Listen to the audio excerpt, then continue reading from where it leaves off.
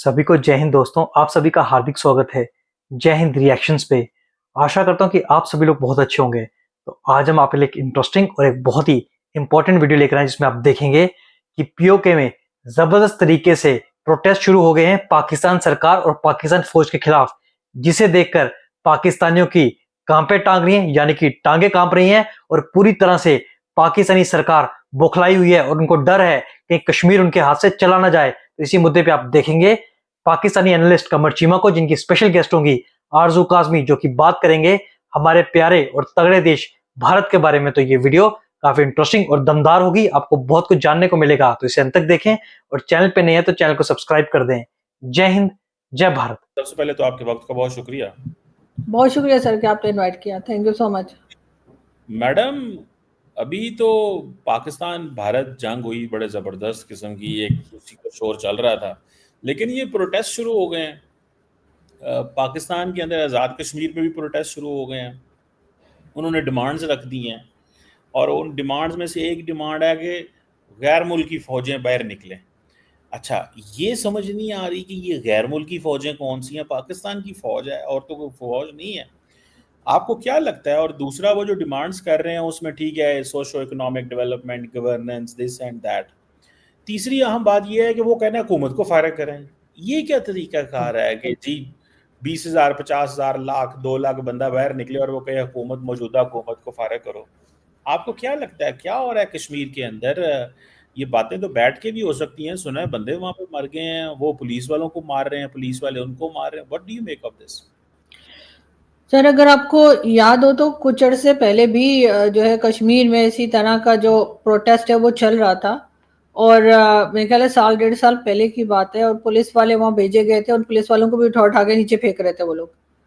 अगर आपने वो वीडियोस देखी हो, क्योंकि उस वक्त मुझे याद है कि मैं अर्नब गोस्वामी जी के शो में गई थी और वहाँ पे जो है इसी बात के ऊपर डिस्कस किया जा रहा था। तो कश्मीर के लोग कोई पहली बार प्रोटेस्ट नहीं कर रहे हैं, इससे पहले भी वो कई बार प्रोटेस्ट कर चुके हैं और उनकी सबसे पहली डिमांड तो यही होती है कि जो उनके यहाँ जो डेवलपमेंट का काम नहीं हो रहा है, उनके यहाँ जो इश्यूज हैं उसको सॉल्व किया जाए। लेकिन हमेशा गवर्नमेंट, पाकिस्तान की गवर्नमेंट जो है वो झूठ बोलती है और उनको ये कह दिया जाता है कि हाँ जी आपकी तमाम डिमांड्स जो है हमने मान ली हैं, और उसके बाद जब वो घर के अंदर चले जाते हैं या उनकी जो स्ट्राइक होती है या जो वो प्रोटेस्ट होता है वो खत्म हो जाता है, तो उसके बाद ये उस काम पे या उन चीजों के ऊपर काम नहीं करते। ऐसा कई बार हो चुका है और कई बार मैंने भी देखा है और कई बार लोग भी बताते हैं जो कश्मीर के हैं। वहां पे सर एक इशू नहीं है, वहां का एयरपोर्ट भी वो कह रहे हैं कि एयरपोर्ट को भी आप इस काबिल बनाएं कि वहां पे फ्लाइट्स आए जाएं, और उसके लिए उनको इस्लामाबाद या किसी और जगह जाना पड़ता है। उसके साथ स्कूल, कॉलेज, यूनिवर्सिटीज के लिए भी वो बात कर रहे हैं। उसके साथ वो हेल्थ सेक्टर का भी कह रहे हैं, रोड्स भी वहां पर खराब है, इंटरनेट सर्विसेज भी वहां पर खराब है। आप बस ये समझें, जो जो चीजें हम जम्मू कश्मीर में बताया करते थे ना एक जमाने में, इंडियन साइड कश्मीर का, वो सारी चीजें हमारे यहाँ हो रही हैं। वो जो कहते हैं ना किसी को कुछ कहना नहीं चाहिए, पलट कर आता है।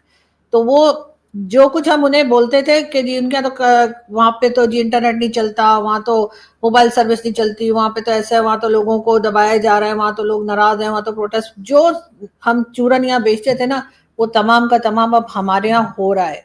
और हमें यहाँ पर अगर इस बार उनकी बात नहीं मानी गई, जो गवर्नमेंट हटाने का वो कह रहे हैं, तो वो नहीं खुश है उस गवर्नमेंट से।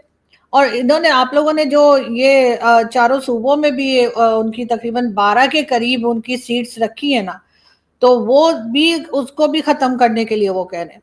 क्योंकि जब वो 12 लोग आ जाते हैं तो वो वही होते हैं जिनको के कंट्रोल किया जाता है जीएचक्यू की तरफ से या किसी और पाकिस्तान के जो इदारे हैं या पाकिस्तान की जो यहाँ की गवर्नमेंट होती है उनके थ्रू उनको कंट्रोल किया जाता है। और उसके बाद जो कुछ कश्मीर में होता है वो उनकी मर्जी से होता है। तो वो लोग इस बात से खुश नहीं है। आप बार बार ये तो कहते रहते हैं कि जी हमारा तो जी कश्मीर जो है वो तो हमारी शहर आ गए और ये है वो है, लेकिन कश्मीर के लोगों को आपने बिल्कुल उसी तरह से कॉर्नर कर रखा है जैसे केपीके और बलूचिस्तान को कर रखा है। सिर्फ फर्क इतना है कि वहां पर केपीके और बलूचिस्तान वाला ऑपरेशन आप नहीं कर सकते, वहां पर आप उस तरह से ड्रोन नहीं गिरा सकते, वहां पे आप ऑपरेशन लॉन्च नहीं कर सकते। उसका मेन रीजन ये कि भारत देख रहा है और आप भारत की इस बात से डरते हैं कि भारत जो है वो कश्मीर की तरफ देख रहे हैं। और अगर कश्मीर के लोगों को, आपने अभी भी कई लोगों की जानें तो ली हैं और उसके ऊपर वो प्रोटेस्ट भी कर रहे हैं, वो कह रहे हैं कि यहाँ पे लाशें गिरी हैं और दिखाई भी है, और कई तो अब तो मेन स्ट्रीम मीडिया ने भी मान लिया, और वो सरकारी नंबर है, सरकारी आंकड़ा है, उस पर आप बिलीव नहीं कर सकते, यकीनन उससे ज्यादा नुकसान हुआ होगा। लेकिन बात सारी ये कि सिर्फ और सिर्फ भारत की वजह से जो है पाकिस्तान की स्टेट उस तरह से कश्मीर के लोगों को नहीं दबा पा रही जैसे केपी का और बलूचिस्तान में करती है, इसलिए कि जैसे ही करेंगे वहां से वो जाहिर है कि भारत भी बोलेगा। लेकिन बात सारी ये है कि अगर आप वहां पर पैसा नहीं लगाएंगे, डेवलपमेंट नहीं करेंगे, दूसरी तरफ बॉर्डर के वो देख रहे हैं कि किस तरह का काम हो रहा है, कैसी डेवलपमेंट चल रही है वहां पे, G8 और क्या क्या जो आपके जो समिट्स होते हैं वो भी हो रहे हैं, वहां पे मॉल्स भी बन रही हैं, हर तरह से पैसा भी लगाया जा रहा है, सऊदिया की तरफ से भी इन्वेस्टमेंट आई है, सब कुछ हुआ है। और जबकि यहाँ पे मैंने जिस हिसाब से कहा हाल खराब है, मैं खुद गई हूँ वहां पे, कुछ साल पहले मैं गई थी और पे टीवी चैनल की तरफ से वहां पे इंटरव्यू बनाने के लिए, तो जो लोग थे वहां पे, जो मार्केट है वहां की, जो वहां पे शॉपकीपर्स थे, उनको बात नहीं करने दिया जा रहा था। वो कह रहे थे कि हमें मीडिया से बात करने का मना कर रखा है। तो जब आप क्या चीज छुपा रहे हैं जो आप कह रहे हैं उनसे कि वो मीडिया से बात ना करें। जहां जाते थे हम लोगों को, मेरे साथ प्रोड्यूसर था, कैमरामैन था, हमें कैमरा छुपा के जाने पड़ते थे कि कैमरा ना देख लेंगे हम लेके जा रहे हैं। फिर कहते हैं कि जी भारत की वजह से अभी एक नया नया चूरन और मार्केट में आया है, जो आपने पता नहीं सुना है कि नहीं सुना है, लेकिन गवर्नमेंट कह रही है कि जी इसमें भी भारत इन्वॉल्व है। यानी कश्मीर में जो गड़बड़ हो रही है उसमें भी कहा जा रहा है कि भारत का हाथ है, बलूचिस्तान में भी भारत का हाथ बताते हैं, केपीके में भी कहते हैं कि जी बाहर की ताकतें कर रही हैं, तो खुद क्या कर रहे हैं बैठे हुए?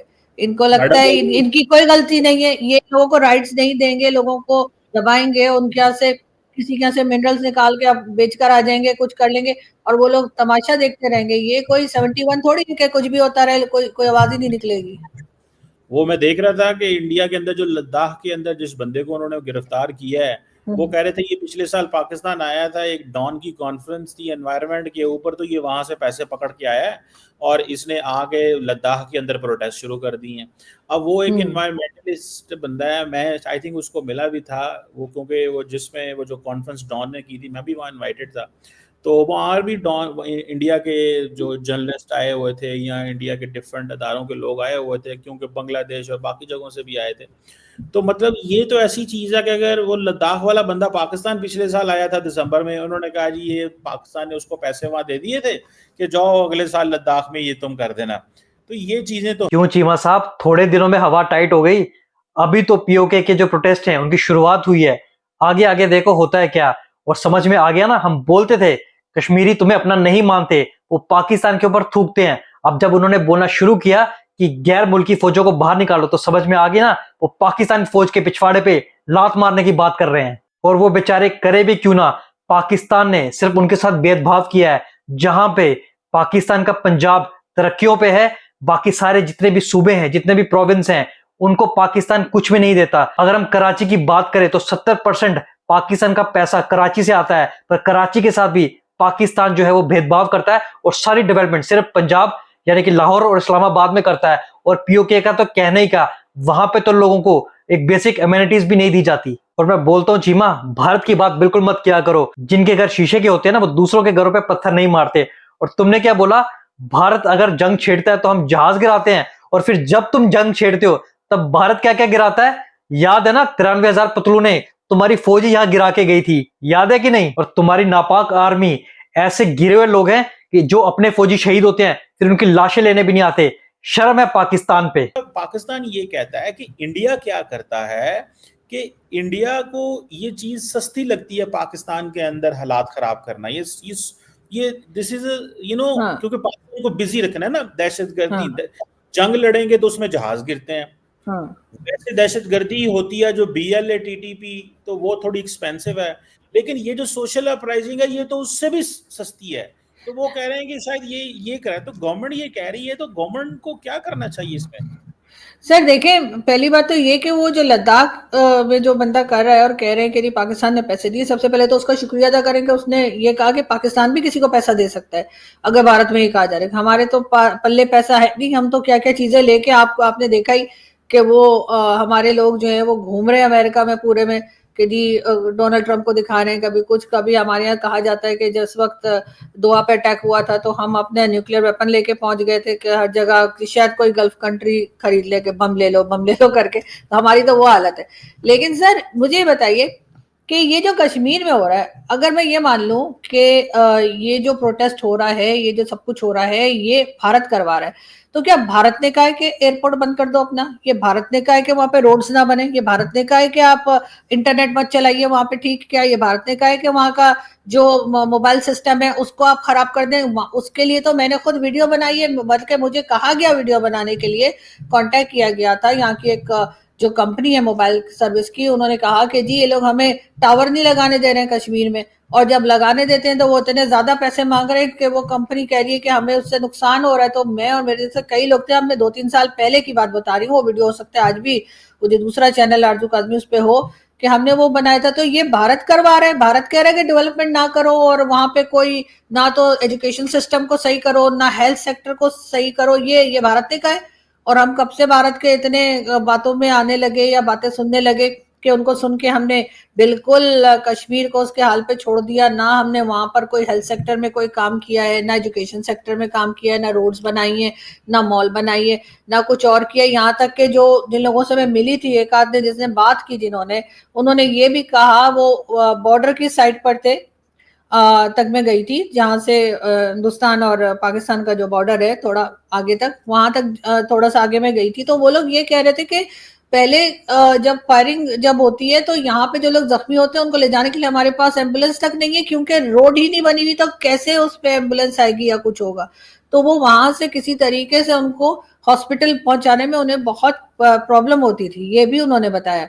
तो ये सब कुछ क्या भारत कर रहा है? भारत ने कहा कि आप ये सारे काम ना करें, मतलब आप लोग कुछ भी हर जगह भारत को घसीट लेंगे। अगर आप वहां पे पैसा लगाएं, डेवलपमेंट करें, तो उन लोगों को क्या प्रॉब्लम हो सकता है? जाहिर है उनकी जिंदगी आसान हो जाएगी।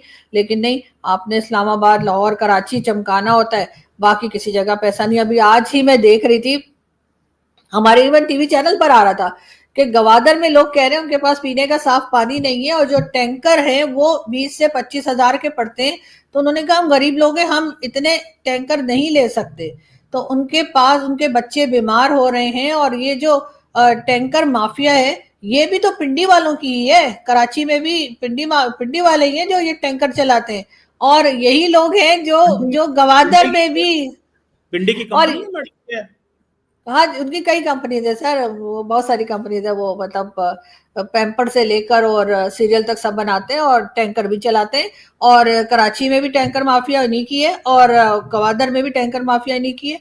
तो इसीलिए लोगों का जब ये हाल होगा तो सर क्या करेंगे लोग? बाहर निकल के प्रोटेस्ट भी ना करें? मैं तो बिल्कुल कश्मीर के लोगों के साथ हूँ, और मेरा ख्याल है कि इस बार उनको अपनी डिमांड्स पूरी होने तक बिल्कुल इस स्ट्राइक को ना तो खत्म करना चाहिए, और ना ही गवर्नमेंट की बातों में आकर घरों में वापस जाना चाहिए। यहाँ पर ये जरूर है कि कुछ लोगों की जाने जा रही है, उसकी एहतियात करें, लेकिन जब तक अपनी डिमांड्स का पूरी तरीके से गवर्नमेंट ना करे, बिल्कुल इन चीजों को हल्के में ना लें। इसलिए कि ये लोग यही चीमा साहब, हम जानते हैं कि पाकिस्तानी बहुत ही ज्यादा ऑब्सेस्ड है भारत से। उठते जागते खाते पीते पाकिस्तानियों को सिर्फ भारत भारत याद आता है। पर आरजू काज़मी ने तुम्हें सीधे तरीके से समझा दिया कि भारत का नाम हर चीज में लेना बंद करो, अपने गिरेबान में जाको। जो तुम बाकी लोगों के साथ गलत कर रहे हो, पंजाब को छोड़ के बाकी जितने सूबों के साथ तुम डिस्क्रिमिनेट कर रहे हो, उसको सुधारो, वरना वो वक्त आने वाला है कि भारत पूरा पीओके वापस लेगा, जो कि भारत का एक अभिन्न अंग है। इसे याद रखना चीमा, वो तारीख आने वाली है। तो दोस्तों, आशा करता हूं वीडियो आपको काफी पसंद आई होगी। अगर आपको वीडियो अच्छी लगी है तो इसे लाइक और शेयर जरूर कर दें, और अपने विचार हमें कमेंट सेक्शन में लिखकर जरूर बताएं। और एक बार फिर चैनल पे नए तो चैनल को सब्सक्राइब कर दें। जय हिंद, जय भारत।